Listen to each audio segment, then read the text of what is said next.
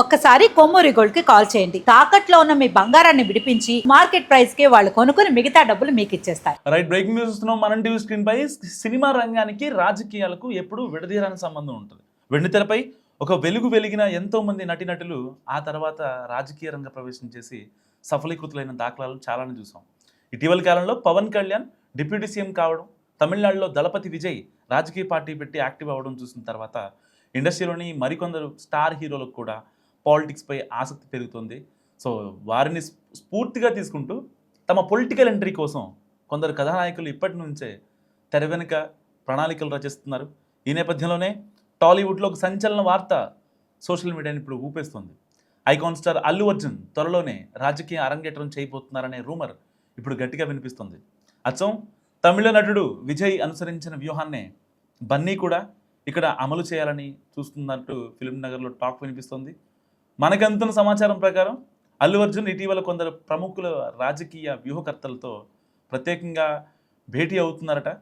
ఈ సమావేశాలకు సంబంధించిన పూర్తి వివరాలు బయటకు రాకపోయినప్పటికీ ఆయన రాబోయే 2034 ఎన్నికల లక్ష్యంగా చేసుకొని ఇప్పటి నుంచే ఒక దీర్ఘకాలిక రాజకీయ ప్రణాళికను సిద్ధం చేసుకున్నట్టు కూడా పుకార్లు వినిపిస్తున్నాయి. దళపతి విజయ్ తరహాలోనే అల్లు అర్జున్కు కూడా తెలుగు రాష్ట్రాల్లోనే కాకుండా దేశవ్యాప్తంగా వివిధ ప్రాంతాలతో అత్యంత బలమైన అభిమాన సంఘాల నెట్వర్క్ ఉంది. ఒకవేళ భవిష్యత్తులో బన్నీ నిజంగానే రాజకీయాల్లోకి రావాలని నిర్ణయించుకుంటే ఈ క్షేత్రస్థాయి అభిమాన బలం ఆయనకు ఒక అజేయమైన పునాదిగా మారుతుందని కూడా పొలిటికల్ పండిట్స్ అభిప్రాయపడుతున్నారు. అభిమానులను ఓటర్లుగా మార్చుకునే వ్యూహంతోనే ఈ పావులు కలుపుతున్నట్టు కూడా ప్రచారం జరుగుతుంది. ప్రస్తుతానికైతే అల్లు అర్జున్ తన తదుపరి భారీ చిత్రాల షూటింగ్తో చాలా బిజీగా ఉన్నారు.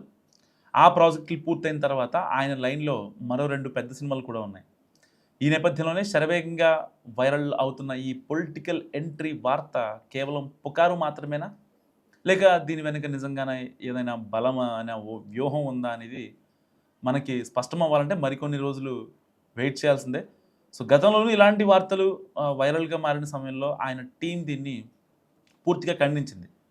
మరి ఇప్పుడు ఖండిస్తుందా లేదా? ఎందుకంటే 2 రోజుల నుంచి అల్లు అర్జున్ పిఆర్ టీం ఎక్కడ కూడా స్పందించలేదు. ఆయన సినిమాల్లో ఉన్నారు. సో ఆయన చాలా బిజీగా ఉన్నారు.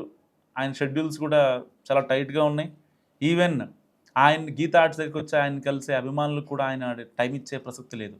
ఎంత షూటింగ్లో ఉన్నా, ఎంత బిజీగా ఉన్నా గీతా ఆర్ట్స్ దగ్గరికి వచ్చినటువంటి ఏదన్నా వీక్లీ వన్స్ ఆయన కేటాయించి ఆ యొక్క జిల్లాల వారీగా ఉండే అల్లు ఆర్మీ, అయితే అల్లు అర్జున్ ఆర్మీ అని పిలుచుకుంటాడో ఆ యొక్క సంఘాల నేతలు కావచ్చు, లేకపోతే ఆ యూనియన్ ప్రెసిడెంట్లు, ఇంకా జిల్లా అధ్యక్షులు,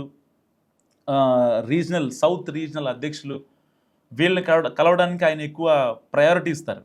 సో ఆ ప్రయారిటీ బేస్ చేసుకొని చాలామంది అభిమాన సంఘాలు కూడా, అంటే రాష్ట్రాలతో సంబంధం లేకుండా, నాట్ ఓన్లీ తెలంగాణ, ఆంధ్రప్రదేశ్, తమిళనాడు, కేరళ, ఇటు మహారాష్ట్ర, మధ్యప్రదేశ్, గుజరాత్, పంజాబ్, ఢిల్లీ, హర్యానా, జమ్మూ అండ్ కాశ్మీర్, అలాంటి చోట్ల నుంచి కూడా అల్లు అర్జున్ ఫ్యాన్స్ వచ్చి ఆయన్ని గీతా ఆర్ట్స్ కలుస్తూ ఉంటారు.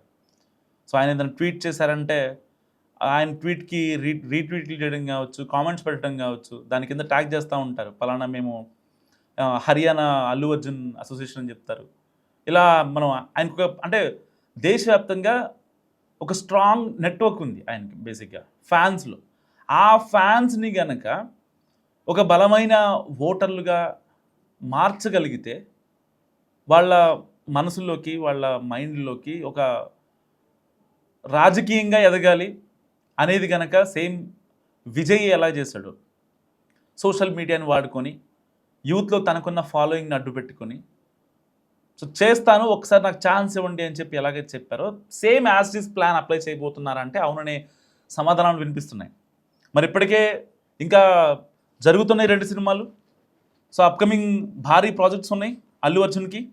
ఆ 2 కూడా ఎలాంటి ఇబ్బంది లేకుండా జరగాలి అంటే సో ఇంకొద్ది రోజులు, అంటే ఒక 2 to 3 years వరకు ఎలాంటి పొలిటికల్ ఇది పెట్టుకోకూడదు. ఒకవేళ కనుక పొలిటికల్గా నిమగ్నం అవ్వాలి అంటే అట్లీస్ట్ ఒక 1 year అయినా సరే గ్రౌండ్ లెవెల్లో వర్క్ చేయాల్సి ఉంటుంది. ఇటు పొలిటికల్ స్ట్రాటజిస్టులు, లేకపోతే వేరే పార్టీ వాళ్ళు కావచ్చు, అండ్ ఎవరైతే అల్లు ఆర్మీ ఉన్నారో వాళ్ళలో కొంచెం ఇటు ఆర్థికంగా, ఇటు సామాజిక వర్గాల పరంగా కొన్ని లెక్కలు తీసుకుంటాం ఏ స్ట్రాటజిస్ట్ అయినా సరే. సో మనకి ఏ విధంగా సపోర్ట్ అవుతారు, ఎవరిని ఎంతవరకు ఎంటర్టైన్ చేయాలి అనే పాయింట్లో ఒక 1 year టైం పడుతుంది.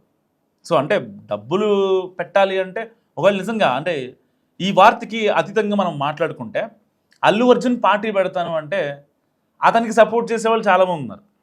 అంటే సామాన్యులు కార్యకర్తల గురించి పక్కన పెడతాం, కానీ ఫండర్స్ విషయంలో ఏదైతే అల్లు అర్జున్ పార్టీ పెడతాను అంటే ఎవరైనా ఫండర్ ముందుకు వచ్చే అవకాశం ఉందంటే చాలామంది వస్తారు, ఒకళ్ళు కాదు. మరి అలాంటి నిర్ణయం, కీలక నిర్ణయం తీసుకునే చోట అల్లు అర్జున్ ఎంత ప్లాన్డ్గా వెళ్తారు, ఎంత ఇదిగా వెళ్తారు అనేది ఇక్కడ చాలా కీలకంగా మారనుంది. ఎందుకంటే ఇప్పటిదాకా సినిమా రాజకీయ రంగంతో చాలామంది ముడిపెట్టుకొని సినిమాలు తీసిన తర్వాత ఒక ఫేమ్ వచ్చిన తర్వాత రాజకీయాల్లోకి రావడం మనం చూస్తూ ఉంటాం. సో ఆ రాజకీయం అనేది అంటే రాజకీయ అవసరం ఏంటి, అక్కడ ఎట్టి పరిస్థితుల్లో మనం పాగా వేయాలి, ఆ కుర్చీ కోసమో లేదంటే కొంత అధికారం కోసమో ఎలా కాదనుకున్నా సరే ఆ రాజకీయం చేయాల్సిందే. కానీ ఇక్కడ రాజకీయాలకు అతీతంగా కొంతమంది అంటే వాళ్ళ ఇంట్లో వాళ్ళని మాటలు పట్టడం కావచ్చు. ఇప్పుడు సపోజ్ కొంతమంది నాయకులు ఉన్నారు, అంటే వాళ్ళ పేర్లు నేను డిస్క్లోజ్ చేయలేను, బట్ వాళ్ళు చేసిన కామెంట్స్కి ఇంట్లో వాళ్ళు కూడా మాటలు తినే సిచ్యువేషన్. ఒక పక్క వాళ్ళ ఇంట్లో ఆడవాళ్ళు కావచ్చు, ఇంట్లో పిల్లలు కావచ్చు, వీళ్ళంతా మాటలు పడాల్సినటువంటి ఒక ఎగ్జాక్ట్ సిచ్యువేషన్. ప్రతిపక్షాలు ఎలా స్పందిస్తాయో తెలియదు.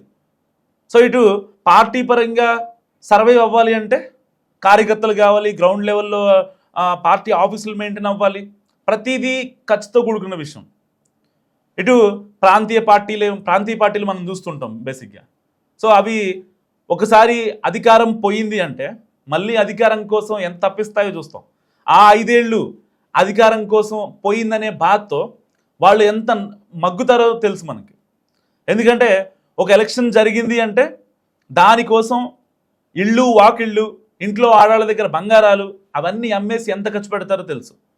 సో ఇన్ని కాన్సిక్వెన్సెస్, 1 కాదు 2 కాదు, అంటే ఒక పొలిటికల్ పార్టీ సర్వైవ్ అవ్వాలి అంటే ఇంత ఇబ్బంది ఉంటుంది. సో ఎవరో ఒక ఫండర్ ఉన్నారు కాబట్టి పెట్టేద్దాం పార్టీని అంటే కుదరదు. సో దానికి వచ్చే కాన్సిక్వెన్సెస్ కూడా మనం ఫేస్ చేయాల్సి ఉంటుంది, తీసుకోవాల్సి ఉంటుంది. ప్రతిదాన్ని ఓన్ చేసుకోవాలి, ప్రతిదానిపైన స్పందించాలి. ఏది పొలిటికల్గా డ్యామేజ్ అవుతుంది, ఏది పొలిటికల్గా డ్యామేజ్ అవ్వదు, ప్రతిదానికి ఒక లెక్క వేసుకుంటూ ఉండాలి. అలాంటి లెక్కలు మరి బన్నీ వేయగలడా? ఎందుకంటే ఆల్రెడీ అప్కమింగ్ 2 ప్రాజెక్ట్స్ ఉన్నాయి. ఆ ప్రాజెక్టులు కంప్లీట్ అయితే మరి నిజంగా 2034 ఎలక్షన్స్కి ఆయన సన్నద్ధం అవుతారా? అసలు ఇవన్నీ పక్కన పెడితే పొలిటికల్గా ఆయన స్ట్రాటజిస్టులతో, ఎందుకంటే బేసిక్గా ఒక సినిమా షూటింగ్ జరుగుతుందంటే ఒక సినిమా హీరో, అగ్ర కథానాయకుడు, లేకపోతే ఒక స్టార్ కొడుకు ఎవరితోనో మీట్ అవుతారంటే ఎవరితో మీట్ అవుతారు? ఒక డైరెక్టర్తోనో, ఒక స్టార్ ప్రొడ్యూసర్తోనో, లేదంటే బాలీవుడ్ నిర్మాతలతోనో, ఇంకెవరు పెద్ద వాళ్ళు అయితేనే. వాళ్ళకంటూ ఒక ఫేమ్, వాళ్ళకంటూ ఒక అథెంటిసిటీ ఉన్న వ్యక్తులతో మాత్రమే మీట్ అవుతారు, అంత బిజీ షెడ్యూల్లో కూడా. మరి అలాంటి అల్లు అర్జున్ ఎందుకు ఇప్పుడు పొలిటికల్ స్ట్రాటజీలతో మీట్ అవుతున్నారు? దట్ బ్యాక్ టు బ్యాక్, ఒకరు కాదు, ఇద్దరు కాదు, 4-5 ఈ యొక్క పొలిటికల్ స్ట్రాటజీలతో ఎందుకు ఆయన నిరంతరం భేటీ అవుతున్నారు అనేది ఇప్పుడు చాలా చర్చనీయాంశంగా మారింది. టాలీవుడ్లో ఒక సంచలనం అని చెప్పుకోవాలి. ఇప్పటికే తమిళనాడులో సీఎం విజయ్ ఎలా అయితే వ్యూహాన్ని అవలంబించారో, ఇటు సోషల్ మీడియాని, యూత్ని టార్గెట్ చేసుకొని అటు డిఎంకేని, అన్నా డిఎంకేని, అన్ని పార్టీలని ఒక రకంగా చావు దెబ్బ కొట్టారు. చావు దెబ్బ అని చెప్పాలి లిటరల్గా. అలాంటి సినారియో మరి తమిళనాడు గడ్డ మీద అంటే ద్రవిడ మనోభావాలు ఉంటాయి, వాళ్ళు కొంచెం ఎమోషన్స్కి ఇదవుతారనే ఒక భావన ఉంటుంది. సో ఇప్పటిదాకా పరిపాలించిన ప్రాంతీయ పార్టీలన్నీ కూడా, అంటే అక్కడ తమిళనాడులో నేషనల్ పార్టీస్కి ఎక్కువ ఫేవర్ ఉండదు. ఓన్లీ ఏదైతే ద్రవిడలు వాళ్ళ మనోభావాలు, వాళ్ళ ఎమోషన్స్ని ఎలివేట్ చేస్తే మాత్రమే అక్కడ ఒక పార్టీ సర్వైవ్ అయ్యే పరిస్థితి ఉంటుంది. కానీ ఏపీ, తెలంగాణ లాంటి ఏరియాల్లో ఇటు రీజనల్ పార్టీ అయినా గౌరవిస్తారు, లేకపోతే నేషనల్ పార్టీ అయినా సరే గౌరవిస్తారు. మార్పు అనేది ఇక్కడ ప్రజలు కోరుకుంటారు బేసిక్గా. సో అక్కడ ప్రజలు మార్పు కోరుకోరంటే కోరుకుంటారు, కానీ మార్పు కోరుకుంటే ప్రాంతీయ పార్టీ కాదంటే కనుక నేషనల్ పార్టీ ఉండదు, ప్రాంతీయ పార్టీలే ఉంటాయి మస్ట్గా అక్కడ. మరి ఇలాంటి నేపథ్యంలో అల్లు అర్జున్ నిజంగా తమిళనాడు సీఎం విజయ్నే అవలంబిస్తున్నారా? మరి ఒక రకంగా చెప్పాలంటే ఎవరు అవునన్నా ఎవరు కాదన్నా విజయ్కున్న ఫాలోయింగ్ కన్నా అల్లు అర్జున్కి కాస్తంత ఎక్కువగానే ఫాలోయింగ్ ఉంది. ఆయనకు ఒక 100 మంది ఉంటే ఈయనకు 101 మంది ఉంటారు. మరి ఇలాంటి నేపథ్యంలో ఆ యొక్క బలమైన ఫాలోవర్స్ని అత్యంత బలమైన నెట్వర్క్గా ఉన్నటువంటి అల్లు అర్జున్ ఆర్మీ ఓటర్లుగా మార్చే ప్రక్రియ జరగడానికి ఎంత సమయం పడుతుంది? అసలు అల్లు అర్జున్ పొలిటికల్గా అరంగేట్రం చేస్తే ఎదురయ్యే కాన్సిక్వెన్స్ ఏంటి? అతను అల్లు అర్జున్ మెయింటైన్ చేయగలడా పార్టీని? పార్టీ నేతలతో సమావేశాలు, రివ్యూలు, డిస్ట్రిక్ట్ వైజ్గా పార్టీ అధ్యక్షుల్ని పెట్టడం కావచ్చు, నియోజకవర్గాల వారీగా లేకపోతే ఇటు పార్టీ ఇన్ఛార్జీలు పెట్టుకోవడం, అండ్ రాష్ట్ర వ్యాప్తంగా అధికార ప్రతినిధులు మెయింటైన్ చేయడం, మీడియాలతో తలపట్టడం, డిబేట్లలో కూర్చోవడం, ఇదంతా అసలు అంటే ప్రాక్టికల్గా వర్కౌట్ అయ్యే పనేనా? మీరేమనుకుంటున్నారు? మస్ట్ కామెంట్ చేయండి.